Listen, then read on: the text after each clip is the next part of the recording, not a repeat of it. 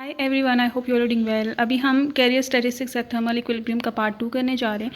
Part 1 में हमने discuss किया था कि सेमीकंडक्टर्स में कैरियर्स जो होते हैं, चार्ज कैरियर्स जो होते हैं, वो इलेक्ट्रॉन्स और होल्स होते हैं। ठीक है, electrons in conduction band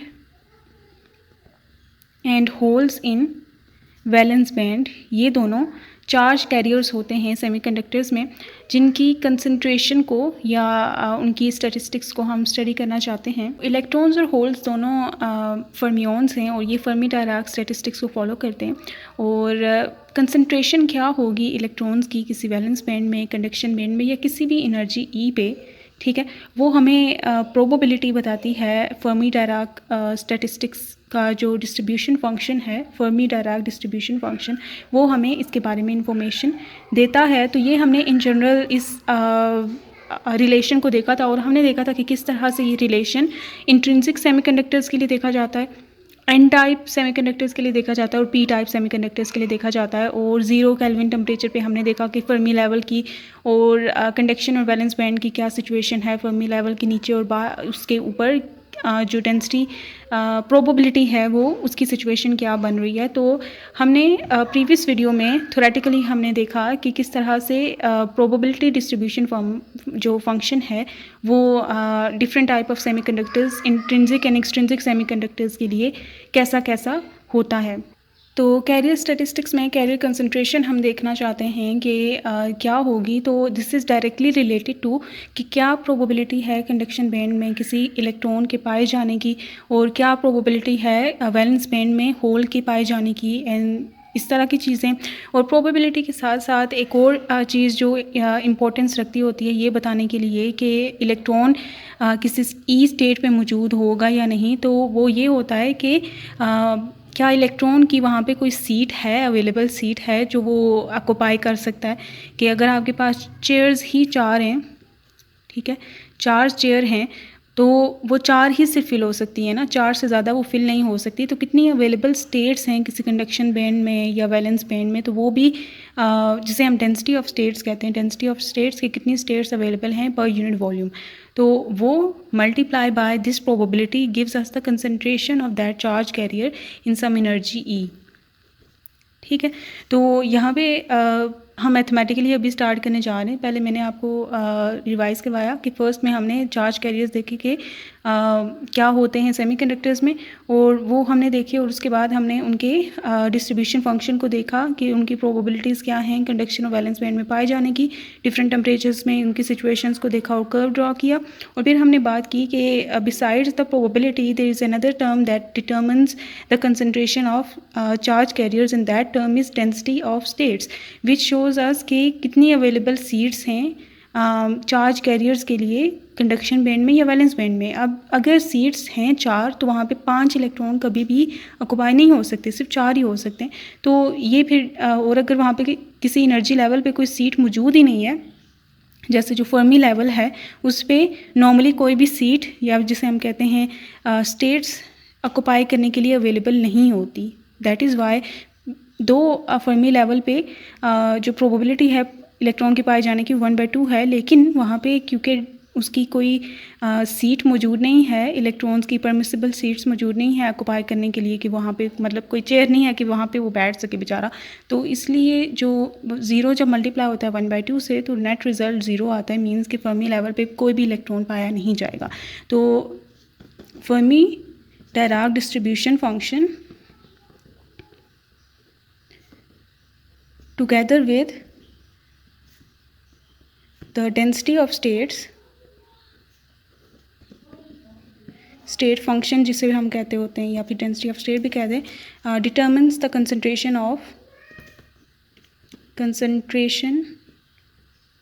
of charge carrier in a state, energy state E. ठीक है, तो ये दोनों डिटर्मिन करती हैं। तो इससे पहले जो मैंने बातें कही हैं ना वो आपने इंग्लिश में ज़रूर राइट डाउन कर लेनी है। वो सारा का सारा प्रोसेस बताता है कि कैसे कैरियर्स की कंसंट्रेशन हमें पता चलती है। नाउ अगर हम कहें कि N of E D E the density of state of electrons in a conduction band of semiconductor and f of e be the corresponding probability. So concentration electron की इस एनर्जी इंटरवल में कितनी होगी, वो क्या हो जाएगी, डी एन नॉट हो जाएगी एफ ऑफ ई का product with density of states. ठीक है, और टोटल कंसंट्रेशन फाइंड आउट करनी है कंडक्शन बैंड में, तो वो क्या हो जाएगी, इंटीग्रेट कर देंगे दोनों साइड पे। तो यहाँ पे इंटीग्रेट करेंगे ई सी जो कि लोएस्ट एनर्जी होती है कंडक्शन बैंड की, टू इन्फिनिटी तक जारी होता है ना बैंड, जो आप अगर वैलेंस और कंडक्शन बैंड देखें।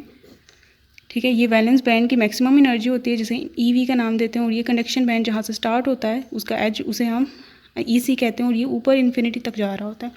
तो यहाँ पे ये फिर ई से इन्फिनिटी तक अगर इसे इंटीग्रेट करें तो ये हमें टोटल कंसंट्रेशन ऑफ इलेक्ट्रॉन्स बता देता है। और ये जो फंक्शन होता है ना, इसे क्वांटम मैकेनिकली फाइंड आउट किया जाता है। तो इसको फिर हमारे लिए अभी हम वो मैथमेटिक्स नहीं अप्लाई करेंगे। वैसे तो इसकी एक्सप्रेशन जो होती है वो ये होती है, N of E equals √2 by pi square M star by H cut square into √e D E. Okay, तो एम स्टार यहाँ पे इफेक्टिव मास होता है इलेक्ट्रॉन का। अगर आप बात कर रहे हैं तो इलेक्ट्रॉन्स का यहाँ पे होगा, मीन्स अगर कंसंट्रेशन इलेक्ट्रॉन की बात कर रहे हैं तो यहाँ पे मास ऑफ इलेक्ट्रॉन होगा। अगर कंसंट्रेशन ऑफ होल्स की बात कर रहे हैं तो यहाँ पे मास ऑफ होल्स आ जाएगा। ठीक है, डिपेंड्स आप किसकी density of state per unit energy interval find out कर रहे हैं। तो ये फिर उस तरह से, तो ये क्वांटम मैकेनिकली इसकी एक्सप्रेशन आती है। लेकिन यहाँ पे हम इसको ये जो फंक्शन है, ठीक है, इंटेग्रल समेत, इसको रिप्लेस करते हैं with some effective density of state fine at the conduction band edge. यहाँ पे ये जो इंटीग्रेशन है ना, ये पूरे के पूरे कंडक्शन बैंड पे है। ठीक है, पूरा का पूरा कंडक्शन बैंड जो ई सी से लेकर इन्फिनिटी तक जा रहा है। लेकिन हम इसको रिप्लेस कर सकते हैं इस पूरी की पूरी एक्सप्रेशन को bye effective density of state. ठीक है, जो कि डिफ़ाइन होती है कंडक्शन बैंड के एज पे, मींस ई सी पे जो इफ़ेक्टिवली हम एक फार्मूला लिखते हैं कि इस पे ये जो हम फार्मूला लिखेंगे डेंसिटी ऑफ स्टेट का और प्रोबेबिलिटी का, वो इक्विवेलेंटली इसी इंटीग्रेशन के इक्वल बनता है। ठीक है, तो वो एक शॉर्टकट फार्मूला बन जाता है जिसमें आपको ये इंटीग्रेशन वगैरह करने की ज़रूरत नहीं पड़ती। So we can replace that integral with some effective density of state that is defined at the edge of the conduction band या फिर वैलेंस बैंड। अगर होल कंसनट्रेशन की बात कर रहे हैं तो ऑब्वियसली वैलेंस बैंड के एज की बात होगी। अगर इलेक्ट्रॉन कंसनट्रेशन की बात करें जैसे यहाँ पे हमने लिखा, तो उसमें जो एज यूज़ होगा वो कंडक्शन बैंड का एज होगा। तो अभी हम इसको लिखते हैं। So we can replace that integration over n of e dE with some effective density of states defined at the conduction band edge और वैलेंस बैंड एज, डिपेंड्स कि कौन से कैरियर की हम density of state find out करना चाहते हैं। ठीक है, so let N C be the effective density of states for, अब यहाँ पे एन सी है ना, सी मीन्स कंडक्शन बैंड, और कंडक्शन बैंड में कौन से चार्ज कैरियर्स होते हैं कंडक्शन के लिए जो अवेलेबल होते हैं, वो फ्री इलेक्ट्रॉन्स होते हैं। सो फ्री इलेक्ट्रॉन्स की ये डेंसिटी ऑफ स्टेट शो करती है for free electrons in conduction band edge जिस पे एनर्जी क्या होती है, E इक्वल्स ई सी होती है। ठीक है, और and N V means valence band में कौन से चार्ज कैरियर्स होते हैं जो कि कंडक्टिविटी में कंट्रीब्यूट करते हैं इन सेमीकंडक्टर्स, वो होल्स होते हैं। दो वैलेंस बैंड में इलेक्ट्रॉन्स भी मौजूद होते हैं लेकिन वो बाउंडेड होते हैं, वो कंडक्शन के लिए अवेलेबल नहीं होते। तो जो अवेलेबल हैं फॉर कंडक्टिविटी, हम उनकी डेंसिटी ऑफ स्टेट्स को फाइंड आउट कर रहे हैं। ठीक है, तो एन वी में हम होल्स की बात करेंगे, be the effective density of states for holes in valence band edge. तो वो क्या होता है, E is equals to E V पे होगा। ठीक है, so concentration of free electrons in conduction band is given by in thermal equilibrium. In conduction band in thermal equilibrium is denoted by n naught. N naught, naught shows कि ये thermal equilibrium में बात की जा रही है, and is an not equal क्या हो जाएगा, प्रोबेबिलिटी एट ई सी, क्योंकि यहाँ पे effective density of state use कर रहे हैं ना, that is why E equals E C की बात होगी, effective density of state at conduction band edge और उसकी प्रोबेबिलिटी का प्रोडक्ट वो इक्वल हो जाएगा इलेक्ट्रॉन की कंसंट्रेशन के, क्योंकि हमने ये सारा का सारा फॉर्मूला ये जो लिखा था ये वाला, ठीक है, इसको रिप्लेस कर दिया बाय इफेक्टिव फार्मूला, ठीक है, ये इंटीग्रेशन को रिप्लेस कर दिया बाय सम इफेक्टिव फार्मूला, जिसमें ये N C effective density of state and F of E C is its probability, ठीक है, कंडक्शन बैंड में उनके ऑक्यूपाई करने की प्रोबेबिलिटी हो जाएगी। सो ये हमारे पास आ गया और यहाँ पे इनकी वैल्यूज़ को पुट करते हैं, ठीक है, फार्मूलाज पुट करने के बाद पहले मैं ये एन सी और एन वी की वैल्यू लिख देती हूँ। तो वेयर इनकी डायरेक्ट हमें वैल्यूज़ पता हैं जो हम डायरेक्ट यूज़ करेंगे, N C is given by 2 × 2 pi M star K T by H square की पावर 3/2, ठीक है। तो अगर हम इफेक्टिव डेंसिटी ऑफ स्टेट बात करें इलेक्ट्रॉन्स के लिए, तो यहाँ पे ये जो एम है ना, ये इलेक्ट्रॉन्स का मैस हो जाएगा सिंपली, और सारी चीज़ें वही। और अगर हम effective density of state holes की बात करें, वैलेंस में होल्स होते हैं, ठीक है, निशानी आपने याद रखनी है, कंफ्यूज नहीं होना। तो यहाँ पे ये जो इफेक्टिव मैस होगा ना, ये होल्स का आप पुट करेंगे, ठीक है। और ये effective mass for a given semiconductor same रहता है। फॉर एग्जांपल अगर आप सिलिकॉन की बात करें तो, और ये डिफरेंट होता है फ्रॉम द ओरिजिनल, ज़रूरी नहीं है मतलब कि मैस ऑफ इलेक्ट्रॉन जो ओरिजिनल मैस ऑफ इलेक्ट्रॉन है उसके ये इक्वल हो, ज़रूरी नहीं है, तो ये डिफरेंट भी हो सकता है। फॉर एग्जांपल सिलिकॉन में अगर मैस ऑफ इलेक्ट्रॉन लेट्स से 1.6 ×10⁻³ kg है, ठीक है, तो जर्मेनियम में ये effective mass for electron let's say 1.7 ×10⁻29 kg हो, ठीक है। मतलब मैं कह रही हूँ कि मटेरियल टू मटेरियल ये डिफर करता है, लेकिन फॉर गिवन मटेरियल वो सेम रहता है। मतलब सिलिकॉन आना तो उसमें यही रहेगा, ये जर्मेनियम है तो उसमें यही रहेगा। होल्स के लिए भी इसी तरह ये डिफाइंड होता है।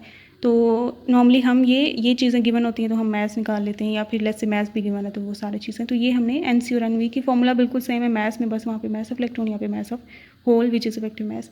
तो यहाँ पे अब मैं इसमें ये इक्वेशन 1 का नाम दे देती हूँ, इन्हें 2 का और इसको 3 का। तो ये इक्वेशन 1 में मैं एफ ऑफ ई सी की वैल्यू पुट करती हूँ। तो एफ ऑफ ई क्या होता है, एफ ऑफ ई हमें पता है कि 1 + e⁻e - EF/kT के इक्वल होता है।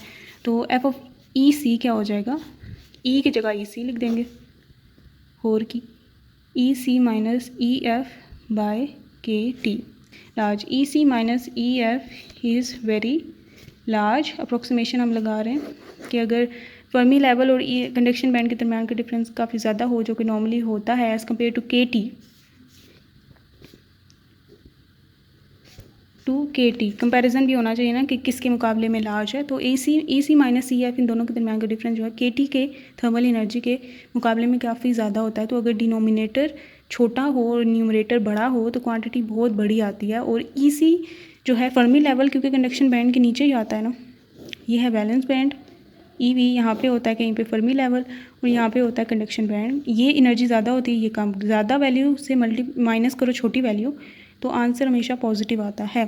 तो E की पावर में अगर कोई पॉजिटिव वैल्यू हो और बहुत बड़ी वैल्यू हो, लार्ज वैल्यू हो, तो ये आंसर बहुत बड़ा आता है। लेट्स से बहुत बड़ा, मतलब आप e⁻200 चेक कर लें तो ये काफ़ी बड़ी क्वांटिटी बनती है।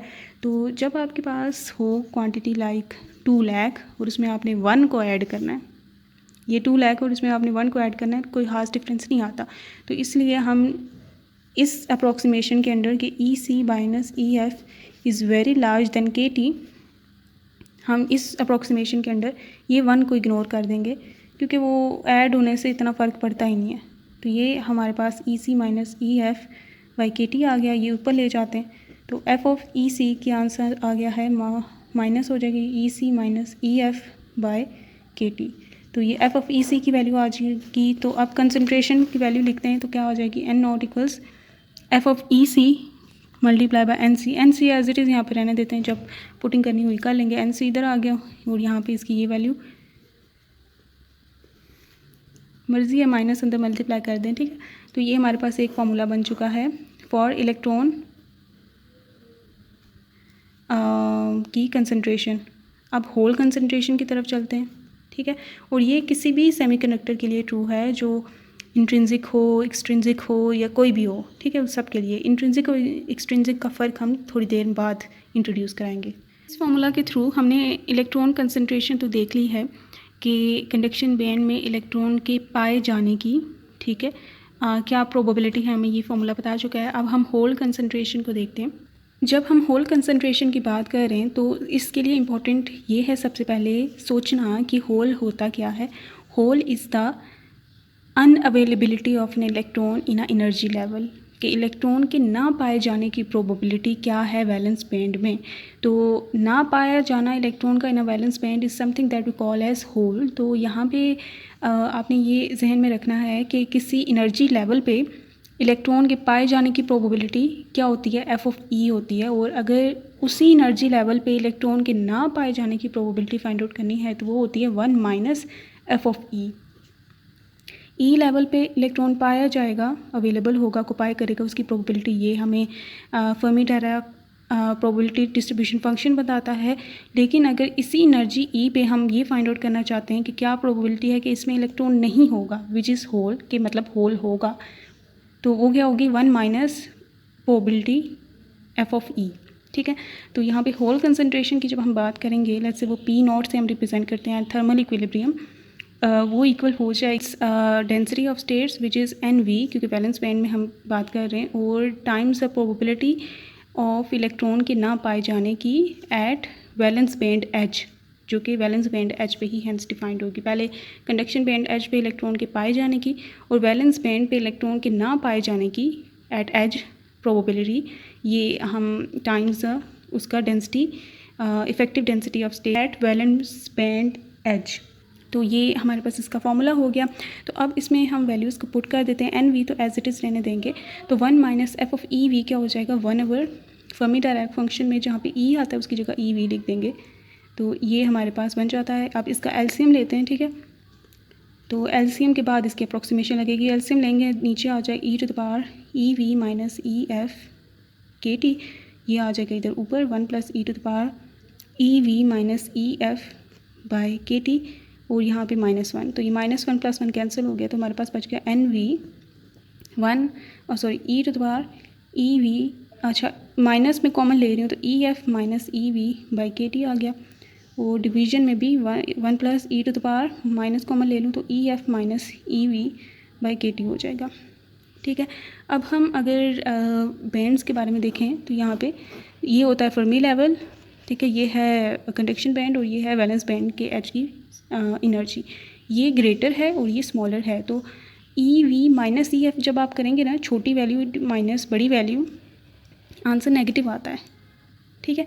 तो इसलिए मैंने यहाँ से ई एफ माइनस ई वी कर दिया, नेगेटिव कॉमन ले लिया, ताकि ई एफ क्योंकि यहाँ पे ग्रेटर है, माइनस ई वी करेंगे पॉजिटिव क्वांटिटी आएगी और एक्सपोनेंट जो है वो नेगेटिव आएगी, ठीक है। क्योंकि ये नेगेटिव कॉमन ले लिया ना, ये ई एफ माइनस ई वी तो पॉजिटिव ही आएगा आंसर उसका, आप डिवाइडेड बाई के टी वो भी पॉजिटिव होता है, सच दैट हमारे पास जो केस बन रहा है वो E to the power minus X something बन रहा है, इस तरह का केस बन रहा है। और इसमें ये x which is again E F minus E V, ये एनर्जी डिफरेंस जो है ये काफ़ी ग्रेटर होता है देन के T, such that E F minus E we divided by K T जो है ये बहुत बड़ा होता है। और एक्सपोनेंट में जब कोई नेगेटिव में लार्ज क्वांटिटी आ जाए, ठीक है, तो वो ऑलमोस्ट ज़ीरो रिजल्ट आता है। आप ये चेक कर लें ई टू द पावर माइनस 200 के लिए, ये ऑलमोस्ट ज़ीरो आंसर इसका आएगा आपके पास, ठीक है। तो ये नेगेटिव में लार्ज क्वांटिटी बन रही है, जिसकी वजह से ये जो डिनोमिनेटर में आप देखें, ठीक है, 1 प्लस 0.0001 आप करें ना, आंसर 1.0001 आता है, जो कि अप्रॉक्सीमेटली 1 ही बनता है। तो ये जो ऐड हो रही है ना क्वांटिटी, ये नेग्लिजिबल बन जाती है। तो ये डिनोमिनेटर में ये जो टर्म है ना, इसको हम नेग्लिजिबल कर देंगे, ये जो ऐड हो रही है।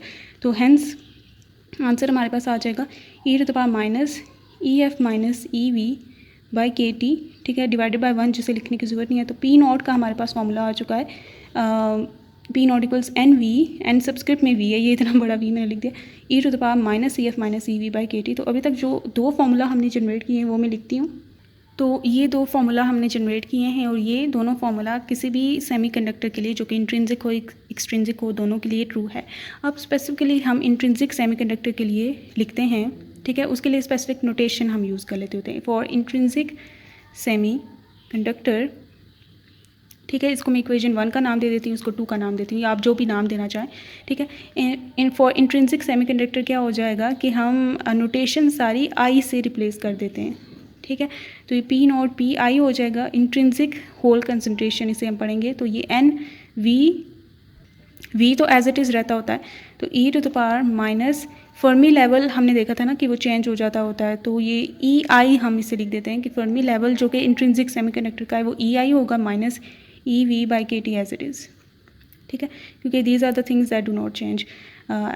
और ये एन नॉट की जगह एन आई लिख देंगे, ये इंट्रिंसिक सेमीकंडक्टर के लिए हमने स्पेसिफिकली नोटेशंस दे दी ताकि आगे हम इंट्रिंसिक और एक्सट्रिंसिक सेमीकंडक्टर की कंसंट्रेशंस में ना एक रिलेशन फाइंड आउट कर सकें।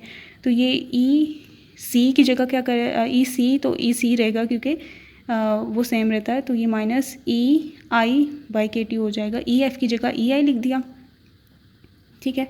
और ये जो पी नॉट थे वो पी आई लिख दिया, एन नॉट की जगह एन आई लिख दिया सिंपली, ठीक है। इन तीनों को जस्ट इनका नोटेशन चेंज कर दिया, इस इक्वेशन 3 का नाम दे दिया, इस इक्वेशन 4 का नाम दे दिया, ठीक हो गया।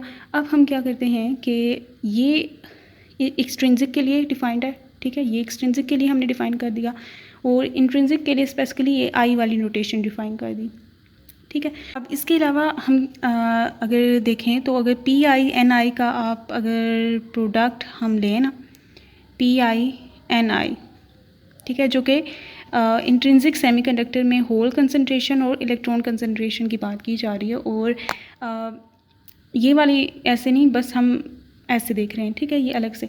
तो इंट्रिंसिक सेमीकंडक्टर में ये आपने लिखना है, in intrinsic semiconductor P I is equal to N I, hole concentration जो है वो इलेक्ट्रॉन कंसंट्रेशन के इक्वल होती है, क्योंकि इंट्रिंसिक सेमीकंडक्टर में जो इलेक्ट्रॉन होल बनते हैं ना वो थर्मल एनर्जी की वजह से बनते हैं। तो एक वैलेंस बैंड से इलेक्ट्रॉन कंडक्शन बैंड में जाता है, एक होल वैलेंस बैंड में बनता है, और इसी तरह एक इलेक्ट्रॉन कंडक्शन बैंड में आ जाता है, तो ये दोनों पेयर्स में बनते हैं। हेंस जितने होल्स होंगे उतने इलेक्ट्रॉन्स होंगे, तो दोनों की कंसंट्रेशन किसी भी टेम्परेचर टी पे सेम होगी, और हेंस पी आई एन आई का जो प्रोडक्ट है, ये अगर पी आई की जगह मैं एन आई लिख दूँ तो ये एन आई स्क्वायर के ऐसे इक्वल हम लिख सकते हैं, ठीक है। और इन जनरल ये ऐसा होता है, ये फॉलो करता है कि पी नॉट एन नॉट किसी भी डोप्ड अगर आप मटेरियल भी ले लेते हैं ना, फिर भी ये प्रॉपर्टी सेटिस्फाई करती होती है कि पी नॉट और एन नॉट का जो प्रोडक्ट है ना वो एन आई स्क्वायर के इक्वल आता है, ठीक है। पी नॉट एन नॉट का प्रोडक्ट एन आई स्क्वायर के इक्वल आता है किसी भी के लिए, तो ये इस इक्वेशन 5 का नाम दे देते हैं, ठीक है। तो आपने यहाँ पे इंट्रिंसिक सेमीकंडक्टर में लिखना है कि कंसंट्रेशन सेम होती है, और ये इनका प्रोडक्ट इस तरह से आप लिख सकते हैं। और ये फिर आपने लिखना है कि इन जनरल डोपिंग जो है इस रिलेशन को डिस्टर्ब नहीं करती, और पी नॉट एन नॉट का जो प्रोडक्ट है वो एन आई स्क्वायर के इक्वल ही आता है, ठीक है। इलेक्ट्रॉन और होल कंसंट्रेशन का जो प्रोडक्ट है वो एन आई स्क्वायर के इक्वल आता है, जबकि डोप्ड में ये दोनों आपस में इक्वल नहीं होते, लेकिन इनका प्रोडक्ट जो है वो एन आई स्क्वायर के इक्वल होता है, और वो इक्वल होता है पी आई एन आई के भी। सो ये एक इंपॉर्टेंट रिजल्ट हो गया। अब दूसरा एक और इम्पॉर्टेंट रिजल्ट हमें मिलेगा, पी नॉट को पी आई से डिवाइड करके, नहीं हाँ पी नॉट को पी आई से डिवाइड करके और एन नॉट को एन आई से डिवाइड करके सॉल्व करके एक रिलेशन आ जाएगा, वो दो रिलेशन वो होंगे, तो ये फाइनल रिलेशंस आ जाएंगे। यहाँ तक तो 5 हो गए ना, तो 6-7 इंपॉर्टेंट रिलेशन आ जाएंगे। एक तो ये हमने ऐसे डिराइव किया इनके लिए, फिर इसे इंट्रिंसिक के लिए स्पेसिफाई कर दिया, फिर इन दोनों का प्रोडक्ट हमने कहा कि एन आई स्क्वायर के इक्वल आएगा, फिर इन दोनों को आपस में डिवाइड कर देंगे होल कंसंट्रेशंस को। तो ये मैंने यहाँ पे ऐसे लिख दी हैं, आप इन दोनों को डिवाइड कर देते हैं, ये वाली साइड इससे, ये वाली साइड इससे। तो ये जब डिवाइड करेंगे तो E to the minus E F, ठीक है, माइनस को अंदर मल्टीप्लाई कर देते हैं, ठीक है, minus E F plus E V हो जाएगा, और ये whole divided by K T, और नीचे N V E to the power minus E I plus E V और बाई के टी हो जाएगा, ये और ये कैंसिल हो गए, ठीक है। P not by P I equal to हो जाएगा E to the power minus E F plus E V, ये वाले ऊपर चले जाएंगे और इनके साइंस चेंज हो जाएंगे, ई आई जो है माइनस है उधर जाके ऊपर जाके प्लस आई ई आई हो जाएगा, ये वाला प्लस है ऊपर जाके माइनस ई वी हो जाएगा, और ये whole divide by K T. तो ये और ये कैंसिल हो गए, तो हमारे पास बच गया E to the power minus E F plus E I by K T.